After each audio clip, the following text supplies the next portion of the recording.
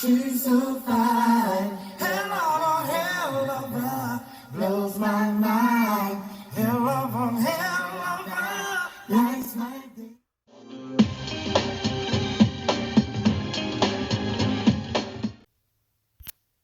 What's good, guys? This video will be regarding the Shanquella Robinson case, and specifically, I'm going to be taking a look at Khalil Cooke, who is one of the Cabo Six, and is supposedly, or was supposedly, Shanquella Robinson's best friend of 5 years, who also went to San Jose del Cabo with the group, and apparently decided on October the 29th of 2022 not to be her best friend anymore. Because I don't know any best friends that will record you getting your ass beat like that and not step in and do anything. So, I guess he forgot his role. Regardless, I want to make one little special mention. The information that I find in regards to the Cabo Six is all public information, okay? I haven't doxed anybody. And if you don't know what doxing is, please look it up, because I'm very familiar with what it is. And the information I'm taking is straight from a website where they have done the research as well. So there's so many people doing so many things regarding this case, but I can promise you this, I don't dox anyone. Someone had made a little mention of that, and I don't get down like that over here. So let's get started on looking at Khalil Cooke. And the way the website lists it is they give 10 things about each of the Cabo Six. So it says Khalil Cooke biography, 10 things about Charlotte, North Carolina man. And then they have included that picture, which I've seen several other places.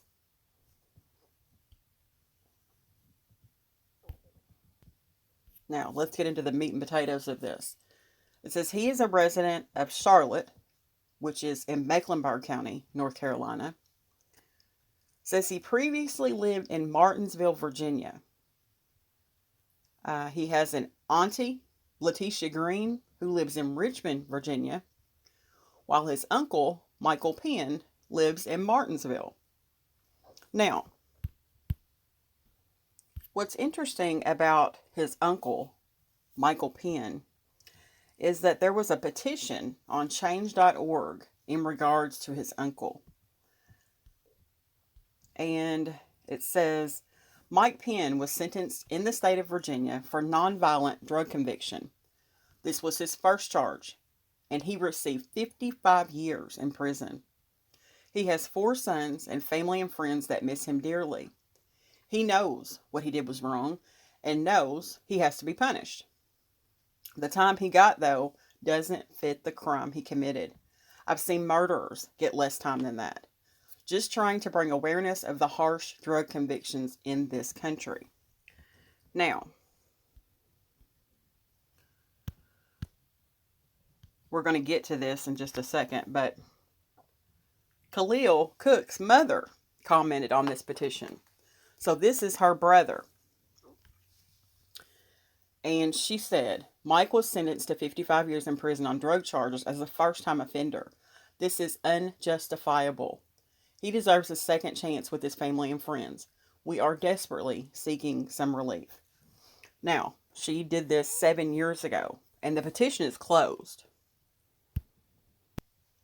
Now, he is still an inmate, and he is a Virginia state inmate, and he is actually in Green Rock Correctional Center.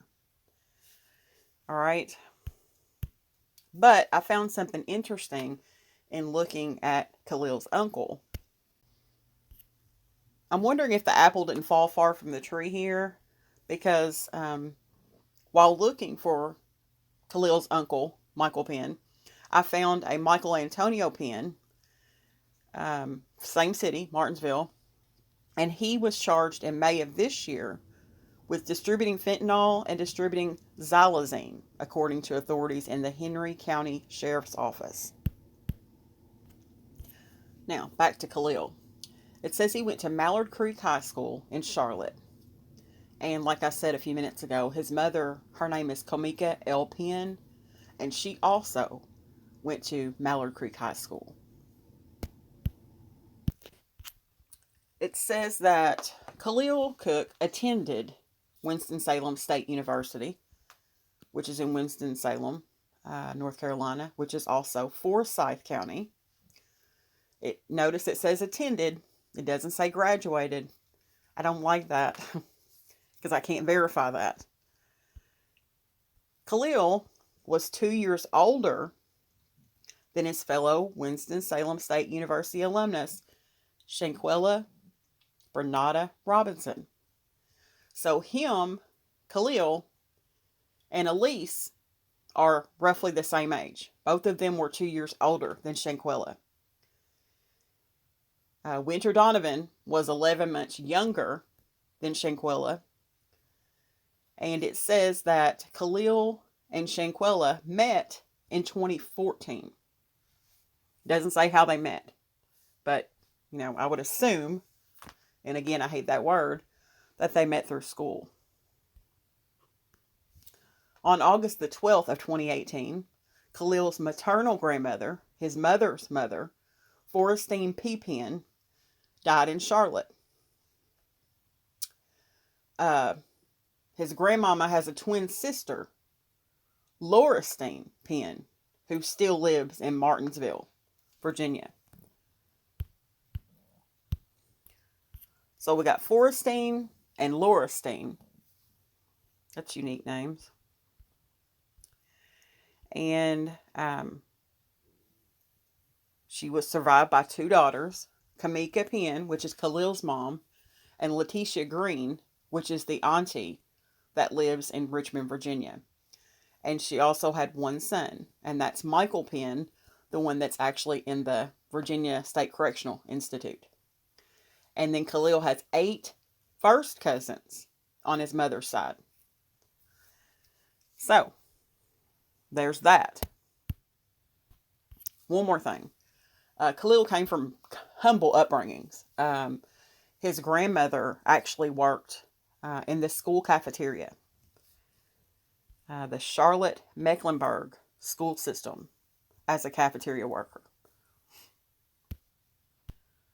It goes on to say, amid the new coronavirus or COVID-19 pandemic, Khalil received a PPP loan, a Paycheck Protection Loan, of $20,833, and it was paid through Capital Plus Financial LLC, and it was approved on May the 20th of last year.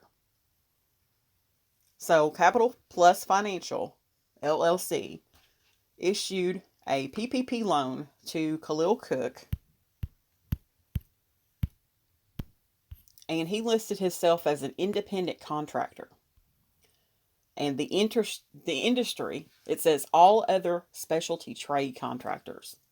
The location of his business is Charlotte, North Carolina. For those that don't know, he is affiliated with Cash Collections, which apparently is a clothing company of some sort. But there's the amount that he received, $20,833.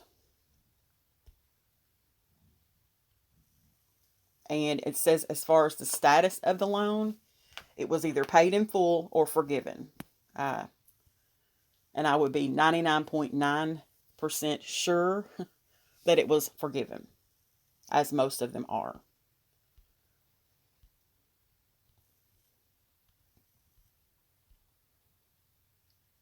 It doesn't really say anything else. It just says that he reported intending to use the proceeds of the PPP for the following expenses, which would be payroll. And if you look at this is why it's so crazy to me, these PPP loans. The job retained is one, and that would be his. So it was just money for him to put in his pocket. On October the 28th of 2022, he allegedly, and I don't like that word because he has admitted to being there. He's I mean, there's no way around saying that he was there. It says he went to Cabo San Lucas, Baja California Sur, Mexico, with Shanquella Robinson and 5 other friends. and stayed at the Cabo Villas rental, Villa Linda 32, in Puerto Los Cabos, San Jose del Cabo, Baja California Sur. On October the 29th of 2022, which is 1 month ago today, Shanquella was found dead in a room in the Fundedores Beach Club area in San Jose del Cabo, Baja California Sur. After her death, he, Khalil, and their 5 other companions allegedly immediately went back to the U.S. earlier than planned. Because remember, on the piece of paper that showed all of the people that were inside that Villa, Linda 32, it said that their stay was going to be from October the 28th to October the 31st. They got there on the 28th.